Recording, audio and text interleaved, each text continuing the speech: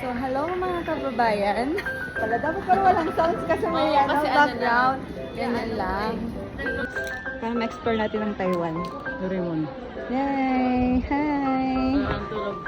Yes, sa mapagpalang araw po sa inyong lahat. Muli samahan niyo po kami dahil kaming tatlo ay pupunta sa Kaohsiung at kami nga ay mag-overnight sa The Tree House Hotel. Nakita ko nga lang din pala yung The Tree House Hotel dito sa TikTok, kaya naman naengganyo kaming puntahan. Kami nga pala ay magkakapareho ng kumpanya, kaya naman sabay-sabay na kami from Yongkang Train Station papunta sa Kaohsiung Main Station.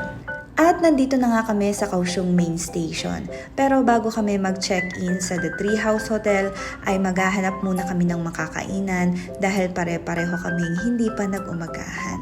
Kaso wala kaming makitang makainan kaya nag-change location kami. So, nandito na po kami sa SKM. Yahay! Oh, SKM na kami. Share ko mo. Ayan, kunyari may tinuturo kami. Ang hirap din mag-set up ng phone, no? Ayan, bago nga kami kumain ay may nakita kaming tinapay. Kaya naman naengganyo muna kaming kumain ito. Parang appetizer ba? Yay! Smile! Ayan, mabut na lang at nakapag-order na kami at nakahanap na kami ng makakainan dahil kaninang-kanina pa nga kami nagugutom. Siguro nga dahil sa sobrang excited namin sa araw na ito kaya naman hindi na kami nag-umagahan. Joke, pero ang totoo mga late lang talaga kami nagsigising.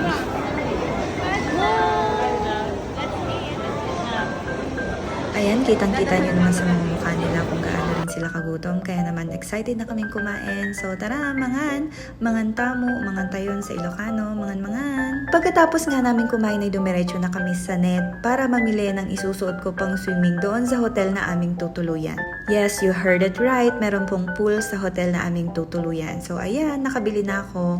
At para hindi masayang ang aming bakasyon ay nakaplano na rin talaga sa amin na dumaan muna dito sa The Old Daddy Farm na malapit lamang din sa aming tutuluyan. Mabuti na lang at maraming taxi dito sa labas kaya agad-agad kaming sumakay at ipinakita kung saan kami pupunta.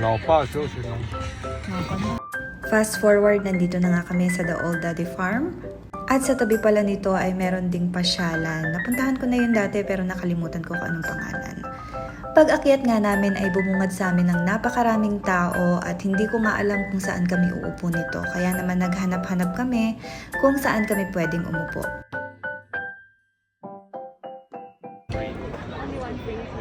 Only one free. Maybe you are the one who's it. We're just going to find another one. Okay.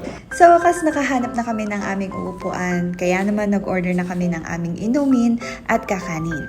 Ewan ko ba, parang nag-e-enjoy ako sa napapanood ko ng mga lumilipad at mga paparating ng mga eroplano. Sakto pa sa naupuan namin, kitang-kita namin ang paglipad at pagbaba ng eroplano. Syempre, hindi mawawala sa amin ang pag-pose at pag-video sa mga napupuntahan naming lugar. Dahil hindi nga namin alam kung kailan ulit ito mangyayari. At isa pa, mahilig nga din ako mag-vlog na katulad nito for the memories na din dahil alam ko na ang aking pagta-Taiwan balang araw ay magiging nakaraan na lang.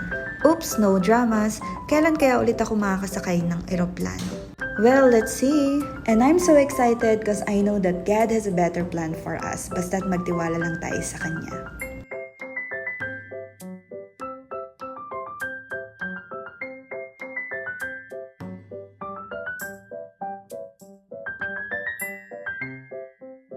Now we are going to the hotel, the Tree House Hotel, and I'm with this beautiful lady.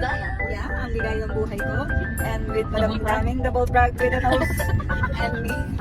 Kagda nose na naman. With a tangos nose. And now you And the drink the sipunin. coffee. And the sipunin, girl. Yes. Sit down. Yeah. Taking the ecstasy. We're going to be having this coffee, so. Walang maging